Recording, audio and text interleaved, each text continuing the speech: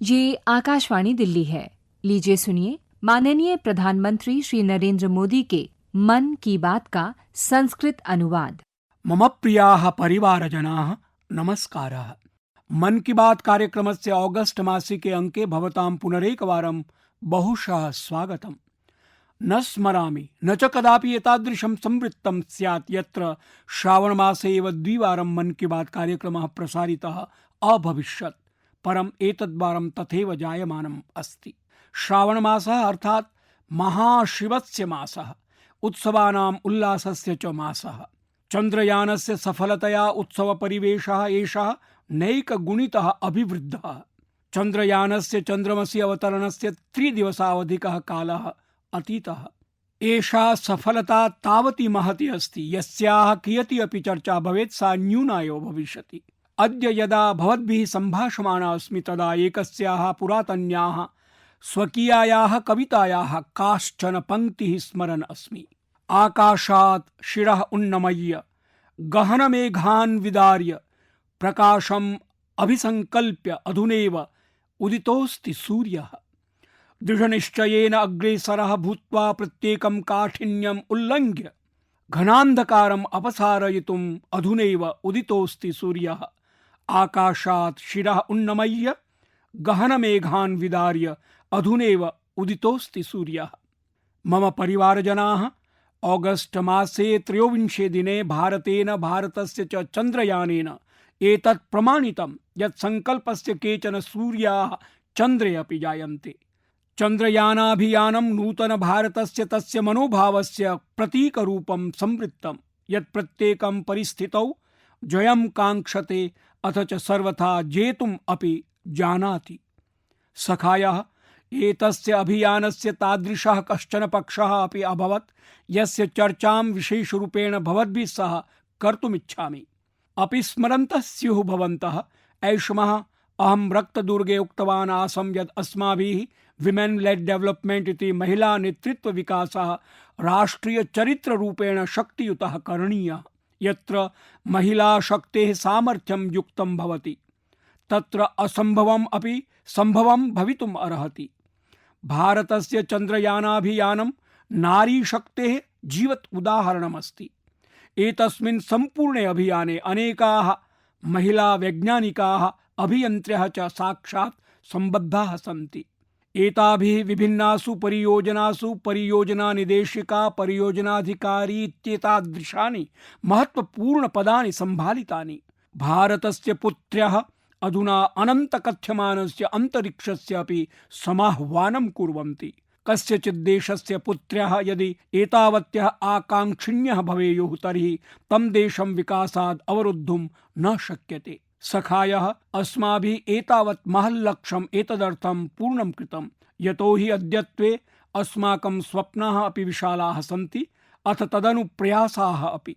तृतीयचन्द्रयानस्य सफलतायाम् अस्माकं वैज्ञानिकैः सह अन्यक्षेत्रीयाणामपि महती भूमिका अस्ति। विभिन्नसाधनानाम् अथ प्रविध्यावश्यकतानां पूर्तये नैकेषां देशवासिनां योगदानमस्ति। यदा सर्वेषां प्रयासः अभवत् तदा सफलता अपि प्राप्ता। एषा एव तृतीयचन्द्रयानस्य महती सफलता अस्ति। अहं कामये यदग्रेपि अस्माकम् अन्तरिक्षपरिभागः सर्वेषां प्रयासैः अगणिताः सफलताः अर्जयिष्यति इति। मम परिवारजनाः, सेप्टेम्बर मासः भारतस्य सामर्थ्यस्य साक्षीभूतः भवेत्। अग्रिमे मासे भविष्यमाणाय G20 लीडर्स समिट इत्युपवेशनाय भारतं पूर्णरूपेण सज्जम् अस्ति। एतस्मिन् आयोजने सहभागितायै 40 देशानां राष्ट्राध्यक्षाः अनेकानि च वैश्विक संघटनानि राजधानीं दिल्लीं प्रति आगमिष्यन्ति। G20 समिट इत्युपवेशनस्य इतिहासे एतावती सर्वतः महती सहभागिता एषा भविष्यति। स्वीयाध्यक्षे भारतेन G20 इति समूहः इतोपि समावेशी मञ्चत्वेन संरचितः। भारतस्य निमन्त्रणेन सह एव अफ्रीका संघः अपि G20 इति समूहेन सम्बद्धः अभवत्, येन अफ्रीकावासिनां विषयः विश्वस्य एतस्मिन् महत्वपूर्णे मञ्चे प्रकाशितः। सखायः, विगतवर्षे बाली द्वीपे भारताय G20 इत्यस्य अध्यक्षतायाः दायित्वप्राप्तेः अनन्तरम् एतावत् जातं येन वयं गर्वान्विताः स्मः। दिल्ल्यां विशालकार्यक्रमाणां परम्परां परित्यज्य वयम् एतान् कार्यक्रमान् देशस्य विभिन्नेषु नगरेषु आयोजितवन्तः। देशस्य 60 नगरेषु एतेन सम्बद्धानां प्रायः 200 उपवेशनानाम् आयोजनम् अभवत्। G20 इत्यस्य प्रतिनिधयः यत्र कुत्रापि गतवन्तः तत्रत्याः लोकाः आनन्दिताः सन्तः तदीयं स्वागतं कृतवन्तः। एते प्रतिनिधयः अस्माकं देशस्य विविधतां दृष्ट्वा अस्माकं प्रभावपूर्णं लोकतन्त्रं च दृष्ट्वा अत्यन्तं प्रभाविताः अभवन्। भारते महत्यः सम्भावनाः सन्ति इत्यपि ते अनुभूतवन्तः। सखायाः G20 इत्यत्र आस्माकीना अध्यक्षता वस्तुतः जनतायाः अध्यक्षता एव अस्ति, यत्र जनसहभागितायाः भावना सर्वतः अग्रे अस्ति। G20 इत्यस्य ये खलु 11 कार्यसमूहाः आसन्, तेषु शैक्षणिकेन, नागरिकसमाजेन, युववर्गेण, महिलाप्रकरणेन, नगरप्रशासनेन च सम्बद्धैः जनैः, अस्माकं सांसदैः, नवोद्यमिभिः च महती भूमिका निर्व्यूढा। एतदवलम्ब्य देशे यानि खलु आयोजनानि क्रियमाणानि सन्ति, तेषु येन केन प्रकारेण सम्पृक्ताः 1.5 कोटितोप्यधिकाः जनाः सम्मिलिताः सन्ति। जनसहभागितायाः अस्माकम् एतस्मिन् प्रयासे एक एव न अपितु 2 विश्वकीर्तिमाने अपि विरचिते। वाराणस्याम् आयोजिते G20 क्विज इति प्रश्नमञ्च स्पर्धायां 800 विद्यालयेभ्यः सपादैकलक्षं छात्राणां सहभागितया नूतनं किञ्चन विश्वकीर्तिमानं रचितं जातम्। तत्रैव लम्बानि कलाकारैः अपि अद्भुतं कृतम्। 450 कार्मिकाः प्रायः 1800 यूनिक पैचेज इत्यस्य आश्चर्यजनकं संग्रहं निर्माय स्वीयकृतेः अद्भुतकृतित्वस्य च परिचयम् उपस्थापितवन्तः। G20 इत्यत्र आगतः प्रत्येकं प्रतिनिधिः अस्माकं देशस्य कालवैविध्यं दृष्ट्वापि आश्चर्यान्वितः जातः। एतादृशः एव अद्भुतः कार्यक्रमः सूरतनगरे आयोजितः आसीत्। तत्र आयोजिते साडी वाकाथॉन अर्थात् शाटिका सञ्चलने 15 राज्यानां 15,000 महिलाः सहभागं कृतवत्यः।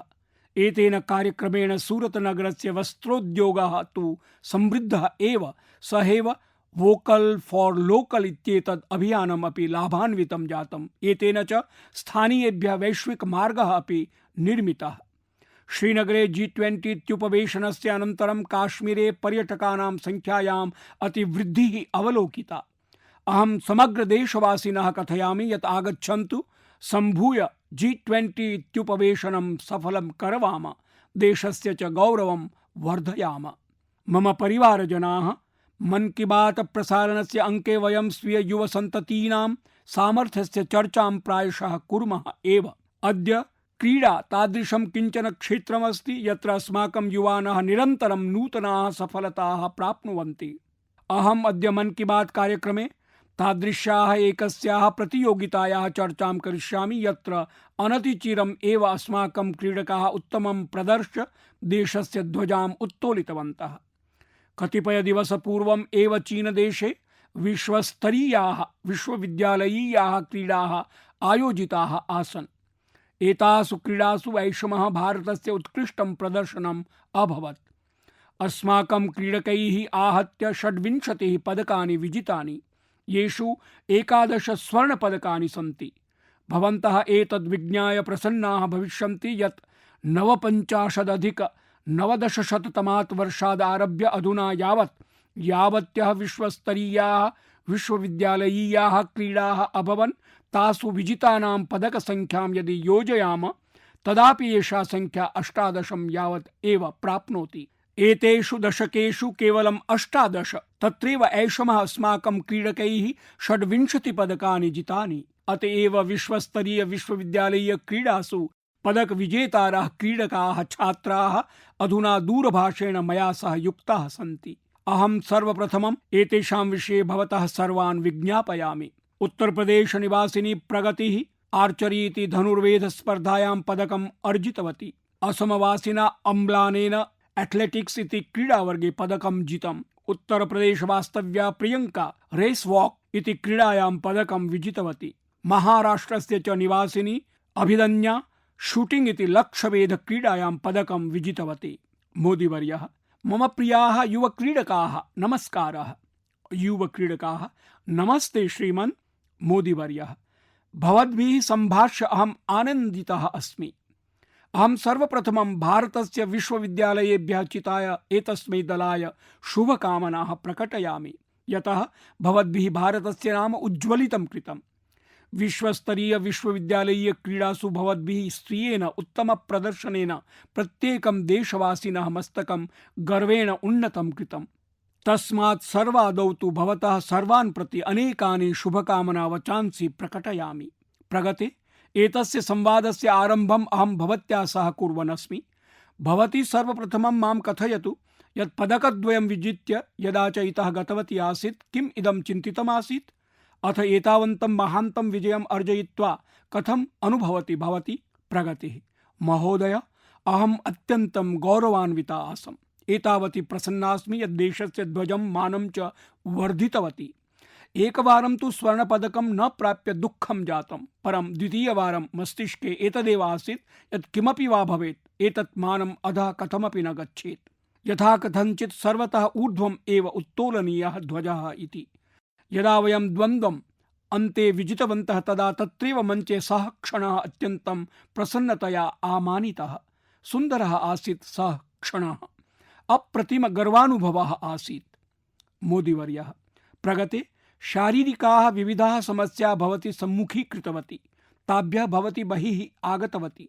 एषः स्वतः एव देशस्य नवयुवकेभ्यः प्रेरकप्रसङ्गः अस्ति। किम् आसीत् तत्?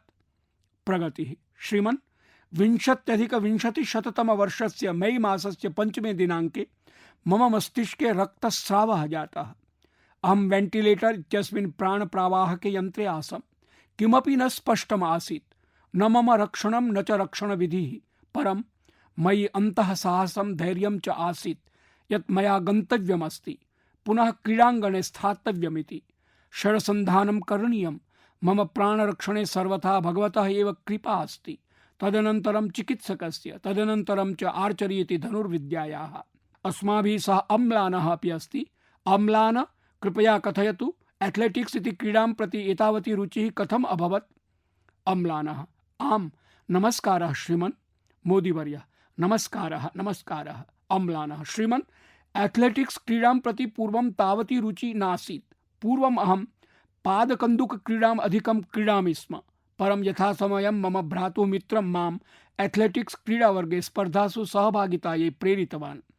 तदा अहं चिन्तितवान् भवतु नूनं क्रीडिष्यामि।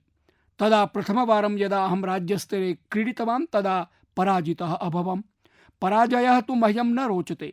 एवं क्रमेण अहम् एथलेटिक्स् क्रीडासु परिश्रम्य क्रीडारम्भं कृतवान्। क्रमशः शनैः शनैः अत्र क्रीडायाम् आनन्दम् अनुभूतवान्।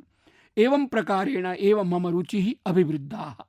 मोदीवर्यः अम्लान, विज्ञापयतु अधिकं क्रीडाभ्यासं कुत्र कृतवान्?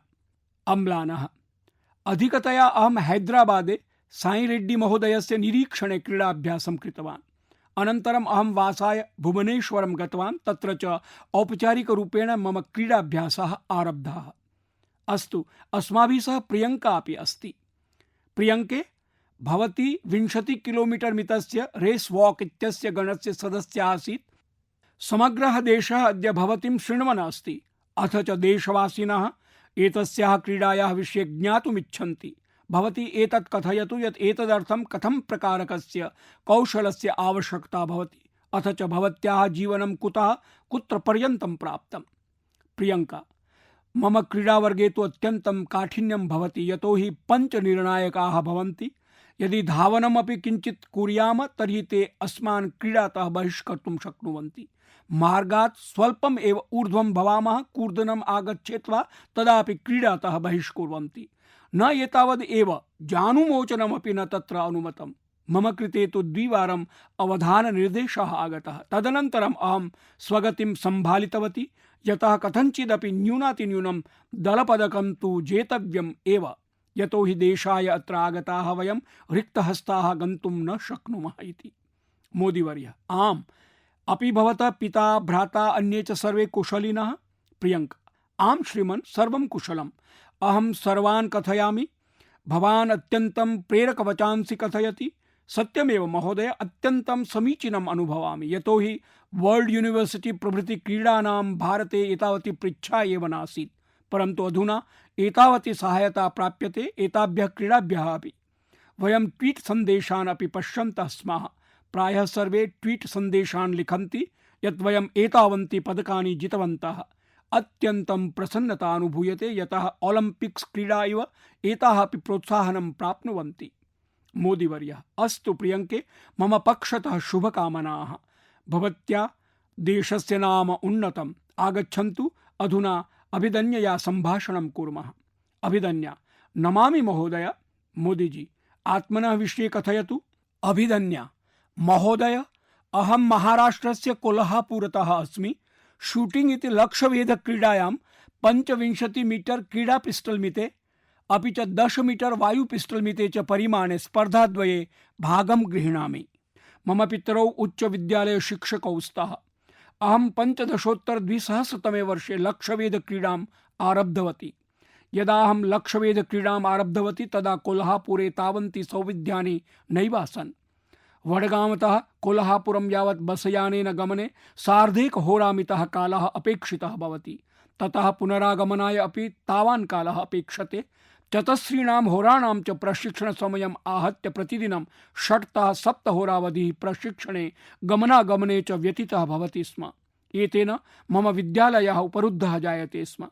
तर्हि मम पितृभ्यां कथितं यत् आवां त्वां शनिरविवासर्यो शूटिंग रेंज इत्यत्र नेष्यावः। शेषसमये भवती अन्यक्रीडानाम् अभ्यासं करोतु इति। बाल्ये अहम् अनेकासां क्रीडानाम् अभ्यासं कृतवती, यतोहि मम पितरौ क्रीडायां बहु रुचिमन्तौ आस्ताम्। परं तौ किमपि कर्तुं न शक्तवन्तौ। तावत् आर्थिक समर्थनं नासीत्, तथा च तावत्याः सूचनाः अपि नैवासन्। एतेन मम मातुः बृहत् स्वप्नः आसीत् यत् देशस्य प्रतिनिधित्वं कर्तव्यं, देशस्य च कृते पदकमपि जेतव्यमिति। एतेनाहं तस्याः स्वप्नं साकारीकर्तुं बाल्यकालादेव क्रीडासु बहु इच्छुका आसम्। तदाहं ताइक्वांडो क्रीडाम् अपि कृतवती। तस्याम् अहं ब्लैक बेल्ट इति कृष्णमेखलां धारयामि। तथैव मुष्टिप्रहार, जूडो, खड्गचालन, डिस्कस् थ्रो इत्यादीनां क्रीडानाम् अभ्यासानन्तरं 15-2000 वर्षे मया लक्ष्यभेदक्रीडा अङ्गीकृता। अत्र 2-3 वर्षेषु मया बहु संघर्षः सम्मुखीकृतः। तदनु प्रथमवारं मम चयनं मलेशिया देशे क्रीड्यमानायाः विश्वविद्यालय चैंपियनशिप स्पर्धायाः कृते सम्पन्नम्। तस्यां च मया कांस्यपदकं विजितं, येनाहं प्रोत्साहनं लब्धवती। ततः मम विद्यालयेन मम कृते शूटिंग रेंज इति वेधनपरिसरः कारितः। ततः अहं तत्रैव प्रशिक्षणम् अकरवम्। तदनन्तरम् अहं प्रशिक्षणार्थं पुणेनगरं प्रेषिता। अत्र गन फॉर ग्लोरी इत्याख्यं गगननारंग खेल संस्थानम् अस्ति। तस्मिन्नेव अहं प्रशिक्षणं प्राप्नोमि। गगनमहोदयः मह्यं बहु समर्थनं दत्तवान्। मम क्रीडा च तेन प्रोत्साहिता। मोदीजी: अस्तु, यदि भवन्तः चत्वारः अपि मां किमपि वक्तुम् इच्छन्ति तर्हि अहं तत् श्रोतुम् इच्छामि। प्रगतिः भवेत्, अम्लानः भवेत्, प्रियङ्का स्याद्वा अभिधन्या वा भवेत्, भवन्तः सर्वे मया सह सम्बद्धाः सन्ति। यदि भवन्तः किमपि वक्तुम् इच्छन्ति तर्हि अवश्यं श्रोष्यामि। अम्लान: महोदय, ममैकः प्रश्नः अस्ति। मोदीजी: कथयतु। अम्लान: भवते का नाम क्रीडा सर्वाधिकं रोचते? मोदीजी: क्रीडा जगति भारतेन बहु प्रसारः करणीयः। एतेनेवाहम् एतादृक्कार्याणि बहु प्रोत्साहयामि। परं हॉकी, फुटबॉल, कबड्डी, खो खो प्रभृतयः अस्माकं भूमिबद्धाः क्रीडाः सन्ति। एतासु तु अस्माभिः कदापि प्रतीपगमनं नैव आचरणीयम्। तथा च अहं पश्यामि यत् अस्माकं क्रीडकाः धनुर्विद्यायाम् उत्तमं प्रदर्शनं कुर्वन्ति, लक्ष्यभेदस्पर्धायां श्रेष्ठाचरणं कुर्वन्ति। अपरतः च अहं पश्यामि यत् अस्माकं युवजनानां परिवारेषु अपि क्रीडाः प्रति पूर्वसदृशः कोऽपि भावः नास्ति। पूर्वं यदा बालः क्रीडितुं गच्छति स्म तदा ते वारयन्ति स्म। अधुना समयः बहु परिवर्तितः अस्ति। भवादृशाः जनाः यत् साफल्यम् अधिगच्छन्ति तत् सर्वान् परिवारान् उत्प्रेरयति। प्रत्येकं क्रीडायां येऽपि अस्माकं बालाः खेलन्ति तस्यामेव देशस्य कृते किमपि विशिष्टं कृत्वा आगच्छन्ति। एताः वार्ताः चाद्य देशे प्रमुखतया प्रदर्शिताः चर्चिताश्च भवन्ति। विद्यालयेषु महाविद्यालयेषु चापि चर्चाः भवन्ति। अस्तु, चर्चेषां मह्यम् अतीव अरोचत। मम पक्षतः भवद्भ्यः सर्वेभ्यः बहु अभिनन्दनं, भूयस्याः शुभकामनाः। युवक्रीडकाः, बहु धन्यवादाः महोदय, धन्यवादाः। मोदीजी, धन्यवादाः, नमस्कारः। मम परिवारजनाः, अस्मिन् समये ऑगस्ट मासस्य 15 दिनाङ्के देशेन सबका प्रयास इत्यस्य सामर्थ्यं दृष्टम्। सर्वेषां देशवासिनां प्रयत्नैः हर घर तिरंगा इत्यभियानं वस्तुतः हर मन तिरंगा इत्यस्मिन् परिवर्तितम्। अस्मिन् अभियाने अनेकानि कीर्तिमानानि अपि स्थापितानि। देशवासिभिः अनेक कोटिमिताः त्रिवर्णिध्वजाः क्रीताः। सार्धैकलक्षाणां प्रैषालयानां माध्यमेन प्रायः सार्धैककोटिमिताः त्रिवर्णिध्वजाः विक्रीताः। अनेन कारणेन अस्माकं श्रमिकाणां, तन्तुवायानां, विशेषतश्च महिलानामपि शतशः कोटिरूप्यकाणां धनार्जनं जातम्। अस्मिन् समये देशवासिभिः त्रिवर्णिध्वजेन साकं सेल्फी चित्राणाम् आरोपणे अपि नूतनम् आभिलेख्यं स्थापितम्। विगते वर्षे ऑगस्ट मासस्य 15 दिनाङ्कपर्यन्तं प्रायः 5 कोटिदेशवासिनः त्रिवर्णिध्वजेन सह सेल्फी चित्राणि आरोपितवन्तः आसन्। अस्मिन् वर्षे एषा संख्या 10 कोटिमपि अतिक्रान्तवती। सखायाः, सम्प्रति देशभक्तिभाव प्रकाशकं मेरी माटी मेरा देश इत्यभियानम् अशेष देशे सजवं प्रचलति। सेप्टेम्बर मासे देशस्य प्रत्येकं ग्रामे, प्रत्येकं गृहात् मृत्तिका संग्रहस्य अभियानम् आरप्स्यते। देशस्य पुण्यमृत्तिका सहस्रेषु अमृतकलशेषु संगृहीता भविष्यति।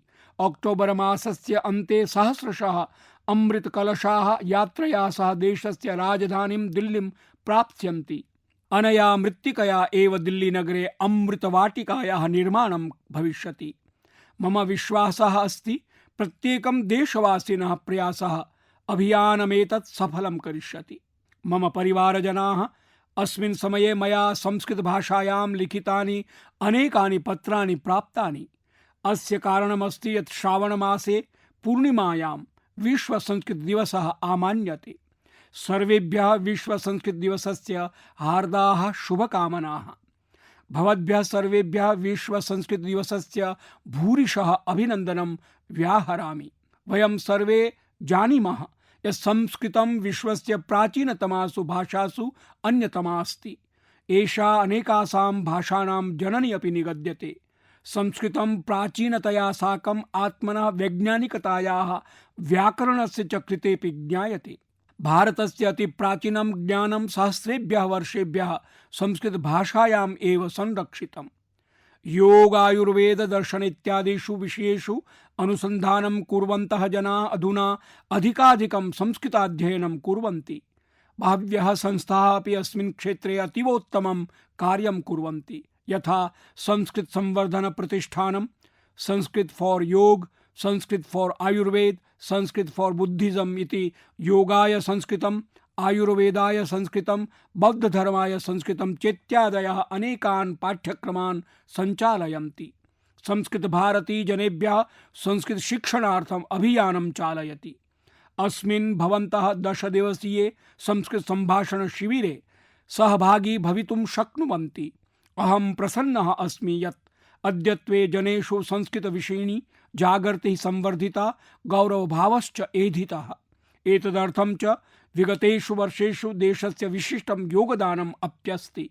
यथा 20-तमे वर्षे 3 मानिताः संस्कृत विश्वविद्यालयाः केन्द्रीय विश्वविद्यालयत्वेन परिवर्तिताः। संस्कृत विश्वविद्यालयानाम् अनेके महाविद्यालयाः, संस्थानानि चापि विभिन्नेषु नगरेषु प्रचलन्ति। IIT, IIM सदृशेषु संस्थानेषु संस्कृत केन्द्राणि अतीव लोकप्रियाणि जायन्ते। सखायः, प्रायः भवद्भिः एका स्थितिः अवश्यमेव अनुभूता स्यात्।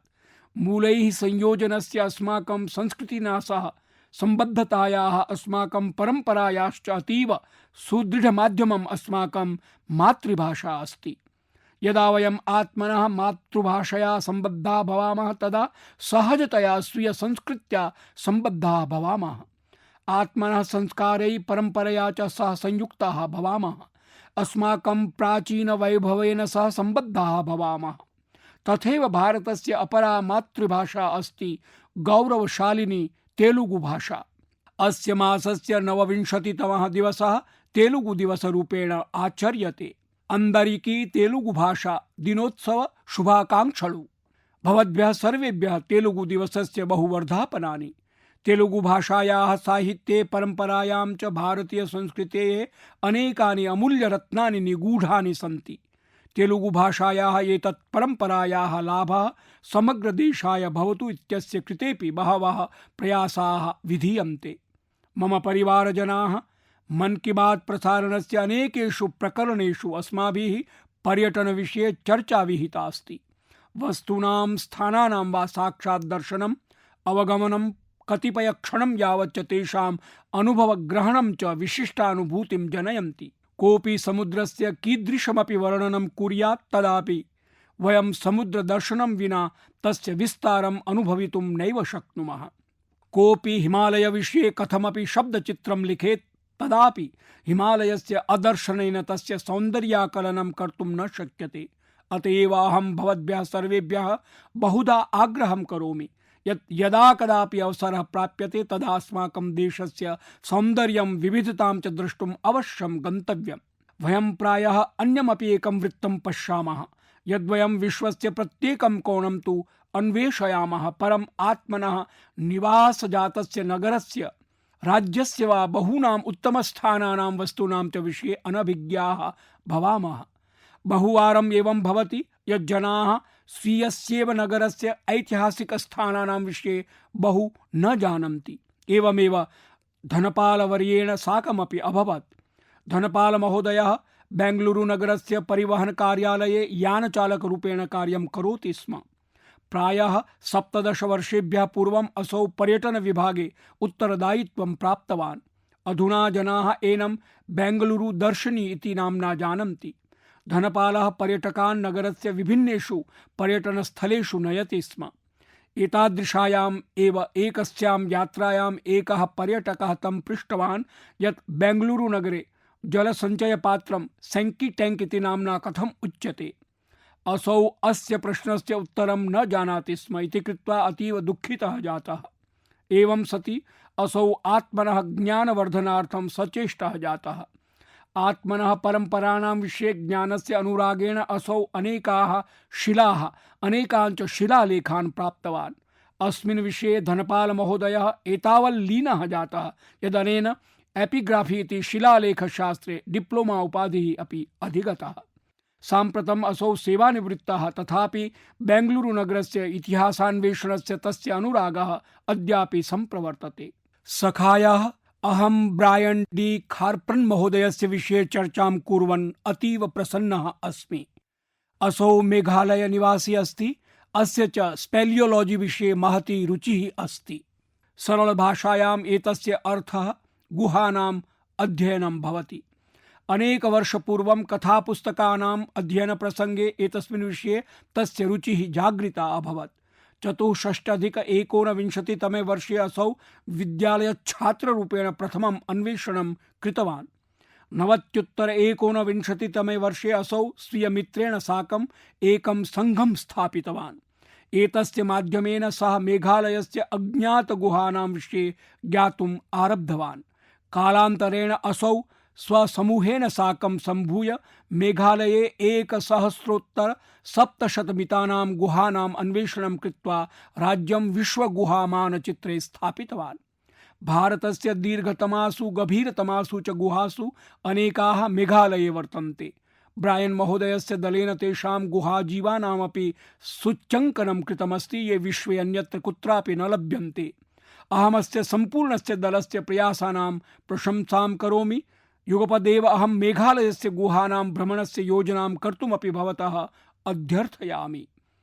मम परिवारजनाः, भवन्तः सर्वे जानन्ति यत् दुग्धक्षेत्रम् अस्माकं देशस्य महत्त्वपूर्णक्षेत्रेषु अन्यतमम् अस्ति।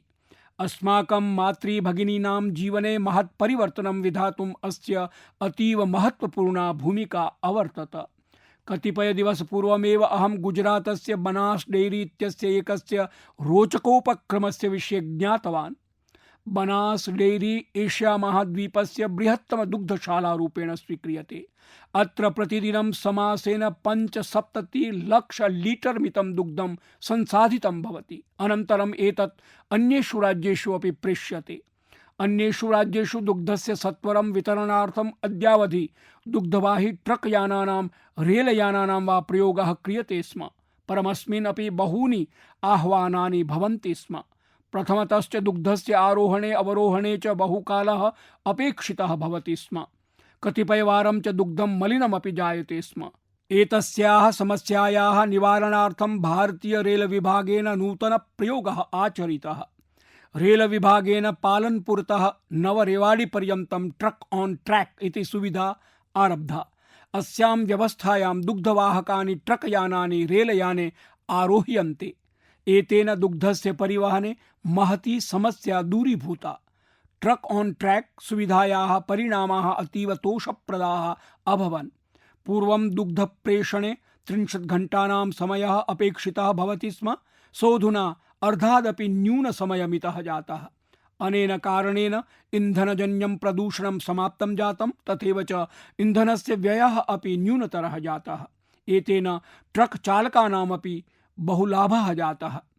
तेषां जीवनं सुकरं जातं। सखायः सामूहिकप्रयासैः अद्य अस्माकं दुग्धशालाः अपि आधुनिकचिन्तनेन अग्रे सरन्ति। बनास डेयरी इत्यनेन पर्यावरण संरक्षणस्य दिशायामपि पदम् अग्रेषितमस्ति। अस्य आभासः सीड बॉल वृक्षारोपण अभियानेन भवति। वाराणसी दुग्धसंघः अस्माकं दुग्धकृषकाणाम् आयं वर्धयितुम् उर्वरक प्रबन्धनस्य कार्यं कुर्वन् अस्ति। केरलस्य मलाबार मिल्क यूनियन डेयरी प्रयासः अपि अतीव अद्वितीयः अस्ति। एषा दुग्धशाला पशुरोग चिकित्सायै आयुर्वेदिक औषधानां विकासे निरता अस्ति। सखायाः अद्यत्वे बहवः जनाः सन्ति ये दुग्धोत्पादनं स्वीकृत्य एतत् क्षेत्रं विविधीकर्तुं संलग्नाः।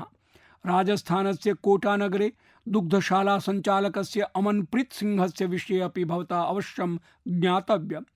असौ दुग्धक्षेत्रेण सह बायोगैस इति जैववाति क्षेत्रे ध्यानं कृत्वा बायोगैस संस्थानद्वयं स्थापितवान्। अनेन कारणेन एतेषां विद्युत् व्ययः प्रायः 70% मितो न्यूनतरः जातः। तस्येषः प्रयासः अशेष देशे दुग्धकृषकाणां कृते उत्प्रेरकः अस्ति। अद्यत्वे अनेकाः बृहत् दुग्धशालाः जैववातिं प्रति सचेष्टाः जाताः। एतादृशाः समुदाय प्रेरिताः मूल्यवर्धन प्रयासाः उत्साहकराः सन्ति। सम्पूर्णे देशे एतादृशाः प्रवृत्तयः सततं प्रवर्तिष्यन्ते इति मम विश्वासः अस्ति। मम परिवारजनाः, मन की बात इत्यत्र अद्य एतावदेव। अधुना उत्सवानां समयः अपि समागतः। भवद्भ्यः सर्वेभ्यः रक्षाबन्धनस्य अग्रिमाः शुभकामनाः। उत्सव समये अस्माभिः वोकल फॉर लोकल इति मन्त्रः अपि स्मर्तव्यः। आत्मनिर्भर भारतस्य अभियानं प्रत्येकं देशवासिनः स्वकीयाभियानमस्ति। यदा च उत्सवानां परिवेशः भवति तदा अस्माभिः आत्मनः आस्थास्थलानां, तेषां च परिक्षेत्राणां स्वच्छता अवश्यं कर्तव्या, सर्वदा च सन्धारणीया। भाविनी समये पुनः भवद्भिः साकं मन की बात प्रसारणं भविष्यति। कतिपयैः नूतन विषयैः सह मेलिष्यामः। वयं देशवासिनां केषाञ्चन नूतन प्रयासानां, तेषां च सफलतानां चर्चां करिष्यामः। तावत्पर्यन्तं सौप्रस्थानिकं व्याहरन्तु। नैकाः धन्यवादाः। नमस्कारः। अभी आप माननीय प्रधानमंत्री श्री नरेंद्र मोदी के मन की बात का संस्कृत अनुवाद सुन रहे थे। ये कार्यक्रम आकाशवाणी के दिल्ली केंद्र से प्रसारित किया गया।